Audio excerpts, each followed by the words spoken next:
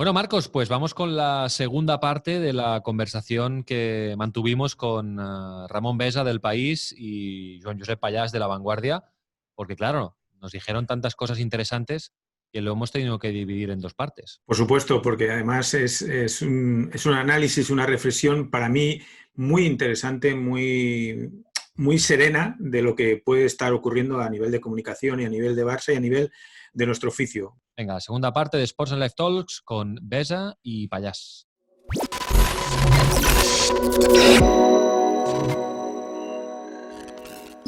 Lo comentaba antes, no es el propósito de este espacio, de este canal de YouTube, hablar de actualidad, pero es que es inevitable que hablemos de actualidad, de lo que está pasando alrededor del Barça, con Joan Josep Pallás, Ramón Besa y también con Marcos López. Pero antes, para cerrar la cuestión del periodismo y la comunicación, señores, ¿el papel ha muerto? No, No. en absoluto. En absoluto. Creo que tenemos muchos formatos para llegar a la gente y uno de ellos es el papel y no ha muerto. Bueno, lleva muerto 15 años, 20 años, 30 años, entonces se la ha enterrado muchísimas veces, pero creo que la fuerza y el valor es lo que tú escribes. Es decir, si tú eres capaz en el periódico, en El País o en La Vanguardia de escribir una buena historia y que salga al día siguiente, la gente lo lee. Lo lee en formato PDF en el iPad, lo lee a través de su móvil, lo lee a cualquier de esto, pero la buena historia permanece. Yo soy muy convencido del papel. Ya sé que eso sí, Marcos, no hemos pero encontrado modelos de negocio. Sí, va al kiosco a comprar. Quizá tendría que haber dicho, ¿está muriendo? Bueno, no se va al kiosco porque las generaciones jóvenes no entienden lo que es ir a un kiosco y porque si yo quiero comprar el periódico ahora o El País o La Vanguardia, tengo que dar 300 vueltas por mi pueblo para encontrar un kiosco abierto o una librería abierta. Pero que como tal, como concepto, yo creo que no, porque lleva 15 años muriéndose. Ya lo sé que algún día morirá y algún día será así, punto y final. Pero yo creo en el valor de las historias, es decir, las crónicas, los reportajes, los perfiles, las entrevistas. O sea, es como te enfrentas a una persona. Cuando vas a hablar con un jugador, que cada vez es menos, cuando vas a hablar con un entrenador, que cada vez es mucho menos, es como tú te enfrentas a él.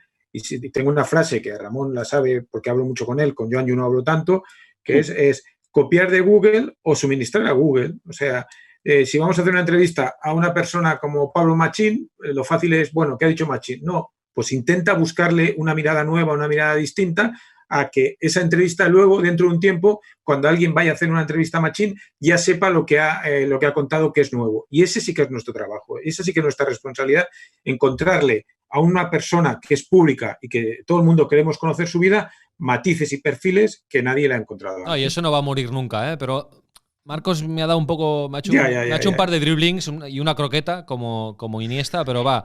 Ramón, Joanju, la vida del papel, ¿cuál es vuestra visión?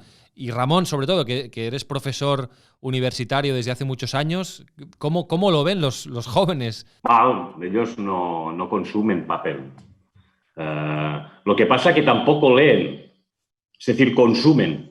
Un poco el papel lo que te invita es a leer, no a consumir. Porque leer significa, yo me acuerdo siempre de, ya sé que pareceré el abuelo Cebolleta, ¿no? Pero decía, no molestes al abuelo que está leyendo el periódico. Era un acto sacro. O sea, leer el periódico o voy a leer el periódico. Entonces, un poco es el gusto por la lectura y el papel te lo garantiza. Y te garantiza otra cosa que otros medios no te garantizan, que es ordenar las noticias. O sea, ¿por qué página par, página impar? ¿Por qué portada? O sea, todo eso es la gestión que justifica el trabajo de los periodistas. Tú tienes que gestionar eso. Joancho cuando llegará hoy dirá, ¿con qué abrimos? ¿Qué metemos? ¿Por qué eso? Y un día, pues yo qué sé, Rupert le dirá, lo mío debería haber ido a 4 y no a la columna, porque lo de Juan Bautista, esto es gestionar la información. Ese es un trabajo periodístico, es un trabajo no simplemente funcionarial, sino artesano y saber llevar una sección. Y eso es mucho más difícil en la web. En la web hay mucha más rapidez, mucha más inmediatez, menos contraste. También es verdad que el PDF te permite esto. Es decir, a mucha gente, pues con el PDF puedes hacer lo mismo, ordenarlo y entonces no hace falta imprimir el papel. Tienes el PDF, te vas al kiosco y te bajas los periódicos y ya no te manchas de tinta.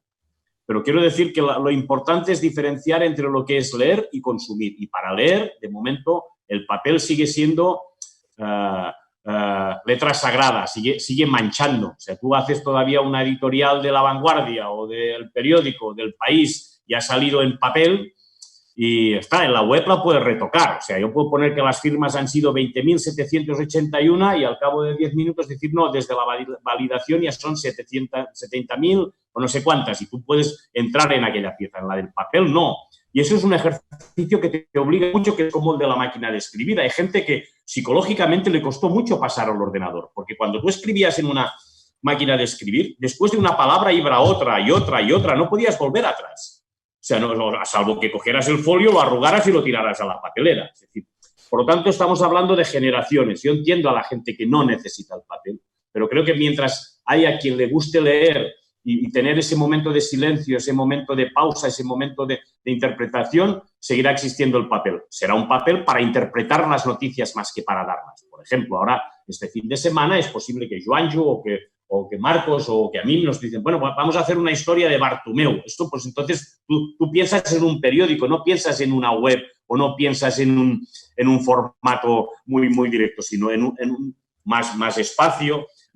Vuelve a intervenir el infógrafo, vuelve a intervenir el fotógrafo, vuelve el sentido de sección. Yo creo que esta liturgia a los periodistas nos interesa defenderlo. Otra cosa es que a las industrias, que ahí es donde está el meollo, no les interesa, porque hay distribución, porque el coste es mucho más elevado, porque no te permite el teletrabajo. Entonces estamos hablando de modelo de negocio, no estamos hablando de modelo de periodismo, y esta ya sería otra discusión.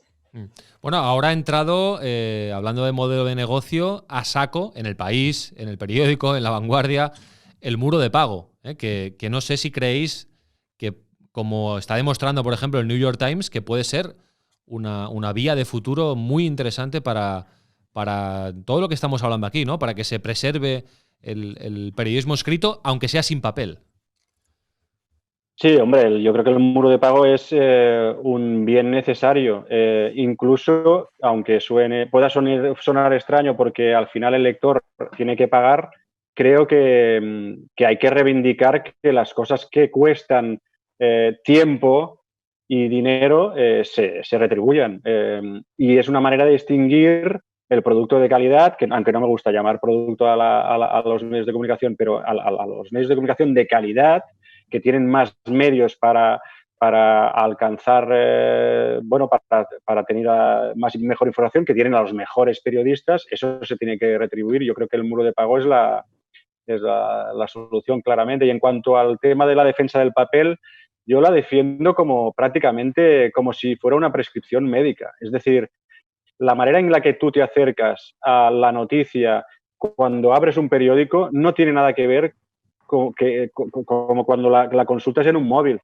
El móvil, además, está demostrado porque hay estudios, la atención de la persona que está consultando noticias en el móvil es muy reducida, es decir, tiene muy poca paciencia. Pero eso nos pasa a todos, porque todos tenemos móvil. Es decir, la vista, la atención va reduciendo cada vez más su tiempo porque estamos acostumbrados a que todo vaya muy rápido. El papel es una garantía de reflexión, de calma, es como una obligación a pararte, a extender el periódico y a leer, seguramente no la noticia, porque Ramón tiene razón, es decir, al final yo creo que los periódicos de papel lo que van a hacer más es, primero la noticia se aboca a la web de una manera más rápida, porque eso es lo que interesa, que a la gente le llegue la noticia rápido, pero luego la reflexión, el gran reportaje, hablábamos antes de lo bien que los hace Marcos, ese reportaje de gran formato solo se puede ver en una doble página, con un fotógrafo que ha ido es decir, en un formato pequeñito, allí no gozas de lo mismo. Y en cuanto a si se va a morir, yo siempre digo, a ver, si un enfermo tiene gripe, no le hagas la eutanasia, ¿me entiendes? Espérate a que esté enfermo de verdad. No corramos, dejemos que a lo mejor el enfermo se recupera y encuentra un rincón estable y sólido, incluso comercialmente, una salida digna, en la que pueda convivir con otros formatos. Es verdad que será mucho más minoritario, pero a lo mejor, bueno, hay gente que fuma en pipa y hay gente que, ¿no? y que le gusta mucho. Sí, sí. Yo reivindico mucho la calma en tiempos de prisa y de consumo masivo y de que al final consumes tanto y tan rápido que no sabes si es un fake, si lo que es verdad, si no distingues. Y en cambio es verdad que el papel, como decía Ramón, política internacional, cultura, o sea, son secciones de un peso muy, muy potente que en los teléfonos, van como muy mezclado todo, como un batiburrillo. Y a mí me gusta también, pues eso, que me ordenen las cosas. Mira, yo os voy a explicar mi caso particular. Yo leo bastante prensa en iPad, porque es muy práctico realmente, ¿no? Pero, por ejemplo, estoy suscrito al diario Ara. Ninguno de los tres vuestros, digamos, ¿no? Y el domingo lo tengo en papel. Y me gusta el domingo leerlo en papel. Y además ocurre una cosa. Yo tengo hijas pequeñas, como sabéis.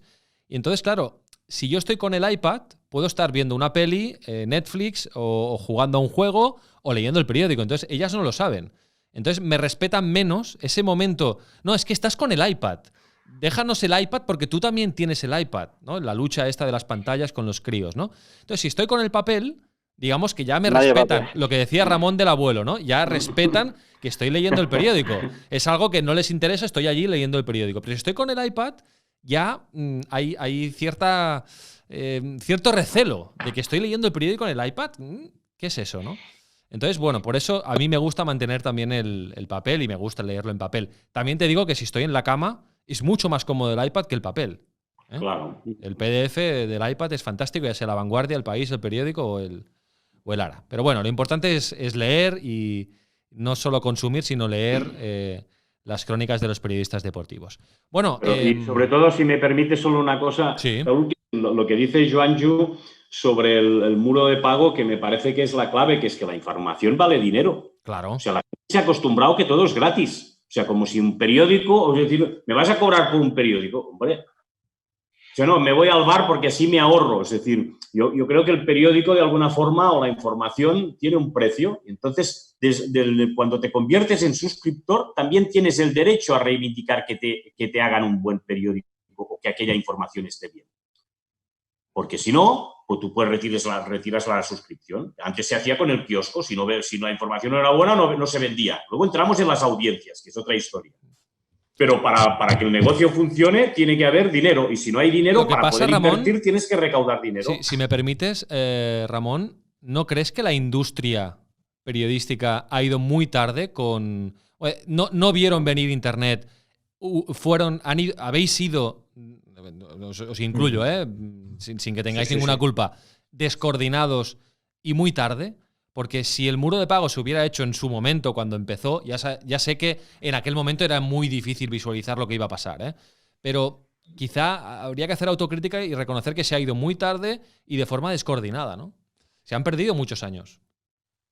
Por supuesto que se han perdido muchos años, y se han perdido muchos años porque además cuando tú te suscribes a Netflix estás pagando, o sea, y ese dinero igual es el dinero mejor invertido para una persona que le encantan las series, que le encantan los documentales, que le encantan cualquier tipo de formato audiovisual. Cuando tú te suscribes a un diario, en el fondo te estás aliando con él, es decir, porque ese diario tú ves, sea el periódico, El País, La Vanguardia, tú ves que representa una de las cosas que a ti te gustan, sea por la cultura, sea por los deportes, sea por la política, la manera como tratan la política. Y si tú inviertes en ese diario y tampoco estás pidiendo, recuerdo, por ejemplo, que los primeros partidos que daban por Canal Plus antiguamente, tú pagabas 14 hasta 20 euros en aquel momento por un partido de fútbol.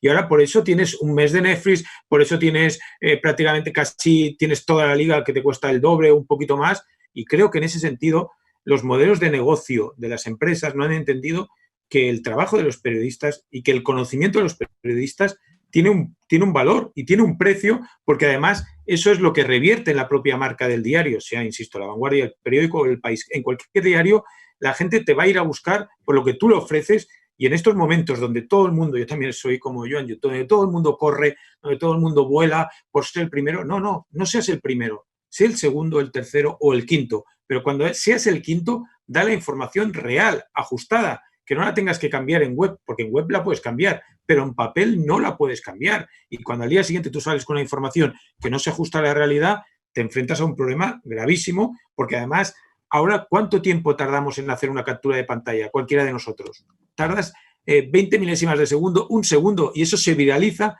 Y si Joanju, Ramón o yo cometemos un error, estamos, al menos desde mi conciencia, estamos muertos, porque todo lo que hemos trabajado, yo no podría salir al día siguiente de casa porque diría, la he cagado, no he estado a la altura, y creo que eso nos obliga como periodistas a ser más precisos, más rigurosos, y eso necesita pues un tiempo y sobre todo soportar las presiones que supongo que soporta Joanju y soporta Ramón, como soportamos todos, de hay que publicar esto, no, hasta que no lo sepa, no es que lo ha publicado no, hasta que no se sepa no lo puedes publicar.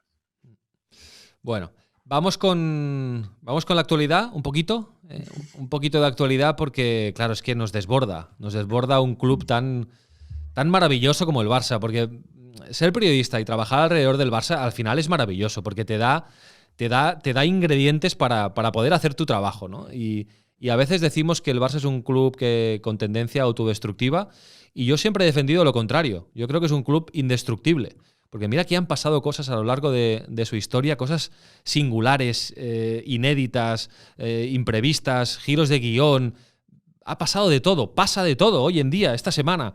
Y en cambio, el club sigue ahí, ¿no? Y de hecho, en los últimos 20 años han sido los mejores de la historia a nivel deportivo, ¿no? Bueno, ¿qué visión tenéis, Ramón, Marcos, Joanju, de lo que está pasando ahora, la última hora, digamos, que es este proceso de la moción de censura que bueno, parece que va a ir para adelante?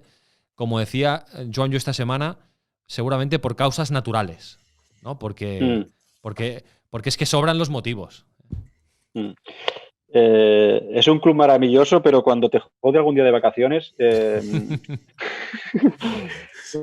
son muchos. que este año ha sido una exhibición. Yo creo que en la raíz del problema, más allá de todo lo que ha expuesto Raúl, creo yo que radica un poco en esta extensión de los mandatos, que yo creo que en la ley del deporte, ya sé que ahora me parece que me estoy yendo muy, muy lejos del foco del tema, pero creo que eso de prolongar los mandatos de los clubes deportivos 6 años no es nada positivo. Creo que, y en un club como el Barça, que es de naturaleza volcánica, creo que es insostenible para cualquier directiva que quiera mantener cierta estabilidad alargar tanto los mandatos. Y en cuanto a la Junta de Bartomeu, es obvio que en la segunda mitad del mandato no lo han hecho nada bien. Es que hay mucha torpeza, hay muy, muy malas decisiones.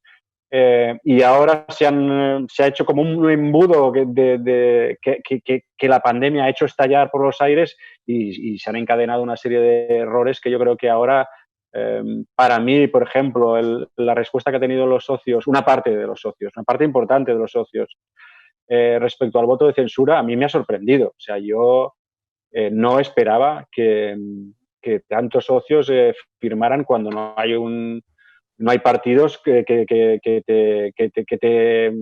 favorezcan la concentración de gente y que las firmas fluyan más naturalmente. A mí me parece que, por mucho que se hable de que hay gente detrás muy poderosa, que hay unas campañas y tal, si tú no lo haces rematadamente mal, esos 20.000 socios son imposibles de conseguir, por mucha organización que haya detrás. Por tanto, creo que estamos en una época de cambio, ya anunciada en marzo porque hay unas elecciones, pero que se adelanta si es que este voto de censura prospera. Pero es evidente que el aviso, que el toque, que el malestar, que el cabreo de parte de la masa social es muy evidente. Y yo, más allá de hablar de muchas cosas que se hacen mal a nivel social o económico, etcétera, creo que la base de todo, y eso es lo que a mí me congratula o me hace pensar que tampoco estamos tan mal, digamos, es que la crisis real es un resultado de fútbol, que es un 8-2, que es lo que hace daño en realidad y que es lo que resume finalmente que las cosas no se hagan bien en un club.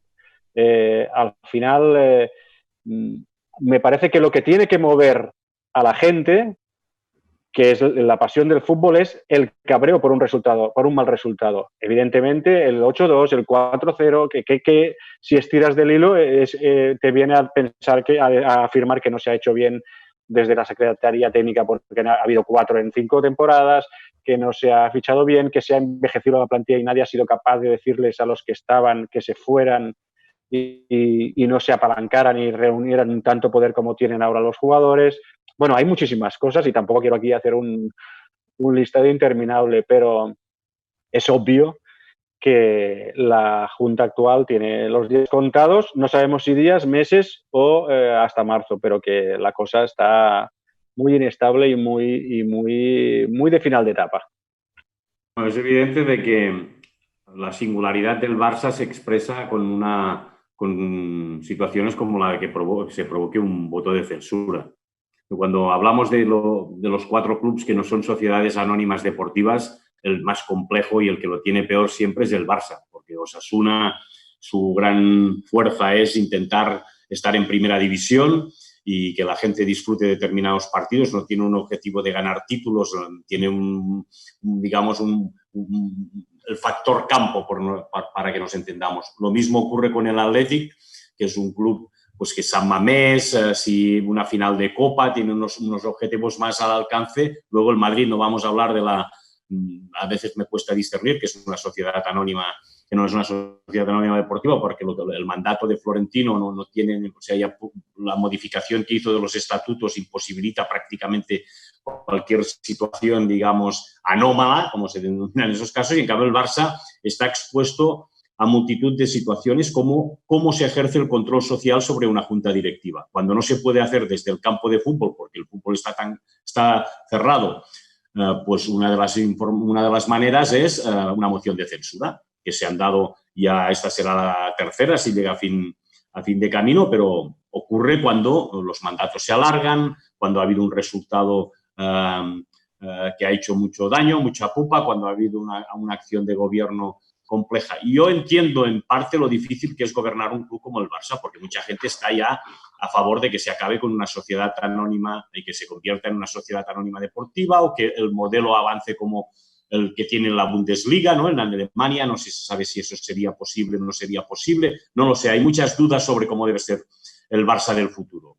Pero es evidente de que esa es la grandeza, que pertenece a sus socios. A gente le molesta porque dice que los socios se equivocan cuando votan, otros ya inducirían más el voto de otra manera, hay intereses mediáticos, hay intereses económicos, pero en el fondo también es el reflejo de una de las cosas que le está pasando a Cataluña. O sea, Cataluña y en todo lo que significa el proceso está en un momento que mantener la singularidad en la globalidad es muy complejo. Fíjate lo que está ocurriendo con la Caixa, fíjate lo que está ocurriendo con el Barça, con todas esas sociedades a veces medio mixtas, públicas. El margen que tienen de maniobra cada vez es más limitado, tienen que buscar alianzas, tienen que evolucionar. Por tanto, a Bartomeu le ha pillado un camión. O sea, no solo la mala gestión, sino que uno de los trailers, y ahora no quiero hacer bromas con una empresa familiar que tenía en su época de joven, de que arreglaban trailers, ha pasado por la carretera, estaba un poco levantando la cabeza para ver por dónde salía y le pasa el camión, porque ¿cómo mantienes esa singularidad en la globalidad con las presiones que hay, con la situación que hay?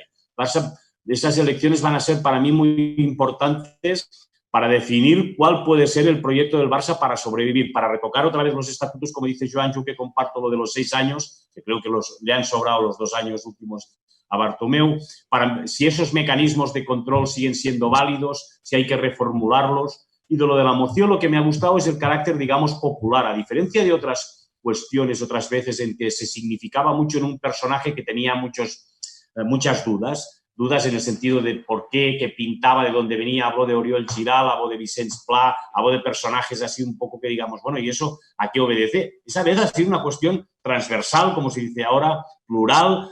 Hay 8 grupos azulgranas, 3 precandidatos, y un poco como la cultura que en su momento tuvo la Alafán, que tú podías decir que Núñez, cuando la Alafán Blau fue definido por Núñez como una pisonadora, como gente que va con unas pistolas por la calle, me acuerdo, no sé, unos adjetivos un poco, digamos, o una cualificación un poco despectiva, era un movimiento que creía en un modelo de club y que entendió que lo de Núñez ya bastaba.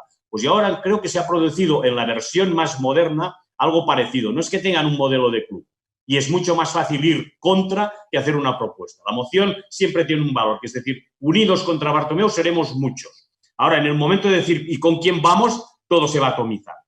Entonces, ese es el riesgo que corre Bartomeu y que para mí tiene que evaluar a la forma de actuar. ¿Qué es lo que va a hacer ahora Bartomeu? Bueno, por lo que parece, va a continuar en el cargo e intentar que pueda cumplir el calendario. Veremos si la moción de censura pues es capaz de seguir, de movilizar, en caso de que se haga el referéndum, esas 20.000 y cuántas va a movilizar Bartomeu a favor de su gestión. Para mí esta es la clave.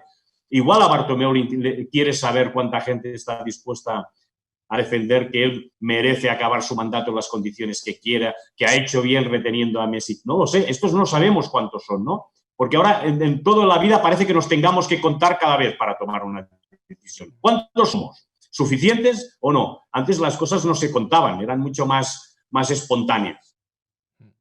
Bueno, y en este contexto, Marcos, pues el fútbol a punto de empezar, con Koeman en el banquillo, prácticamente sin fichajes, con Messi finalmente en el equipo. Una temporada, bueno, que con muchas dudas. Extraña, temporada extraña, con el estadio vacío, con un presidente amortizado y amenazado, que le han puesto ya la ficha del jaque. No sabemos si será jaque mate o no, pero de momento tiene el jaque ya sobre su figura.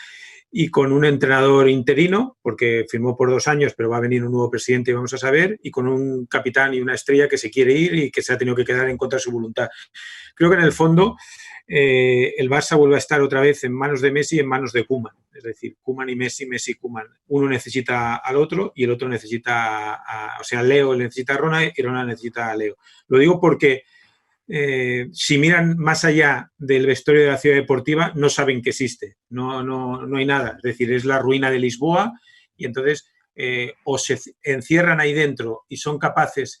Creo que hay algo importante, es decir, toda la gente que ha llegado, no digo de jugadores, porque la renovación todavía no se ha dado y dudo mucho que se dé, toda la gente que ha llegado no tiene ligazón alguna con el pasado, es decir, empezando por Koeman, por sus ayudantes, por el cuerpo técnico, y con todos mis respetos, esa historia no es suya.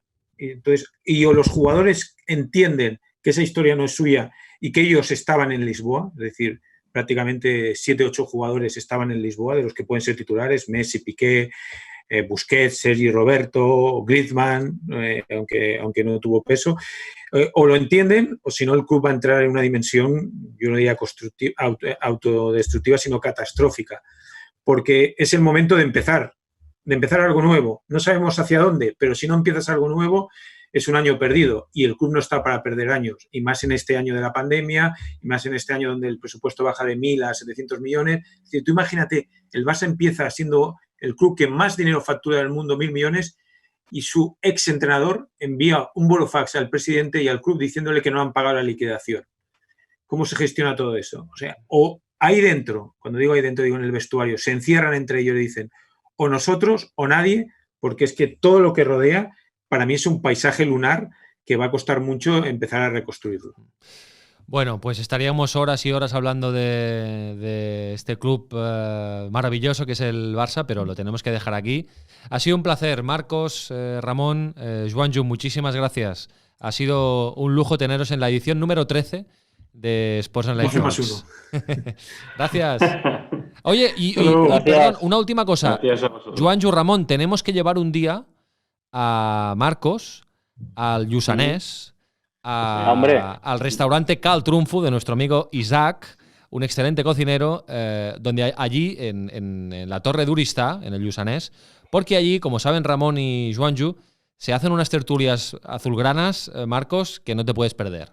Pues y aparte, si hay que hacer el sacrificio de comer allí, se hace. Lo hacemos también. O sea, se come igual de bien la verdad que es escribís. Isaac es un fenómeno que no era fácil adaptarse en una comarca cerrada como la del Lluçanès, sobre todo para las personas que vienen de zonas más cosmopolitas. Isaac se ha ganado la gente con sus platos, con su cariño y ya forma parte del paisaje. Digamos que ahora, para mí, si llegas a Lluçanès y no, siempre hay alguien que pregunta, oye, ¿cómo se va a Cal Trumfo? ¿O sabes si hay que ir a Cal Trumfo? Pues eso es lo mejor que le puede pasar. O sea, que estamos, creo que todos los que le conocemos, muy contentos. Bueno, pues más vosotros que yo, pero me sumo. Después de esta falca, Isaac nos tiene que invitar a los 4 y evidentemente. Iremos a comer a Caltriunfo. Ahora le llamo, ahora colgamos y le llamo. Iremos a comer a Caltriunfo los 4. Gracias. Hasta luego. Vosotros. Un abrazo. Gracias. Chao.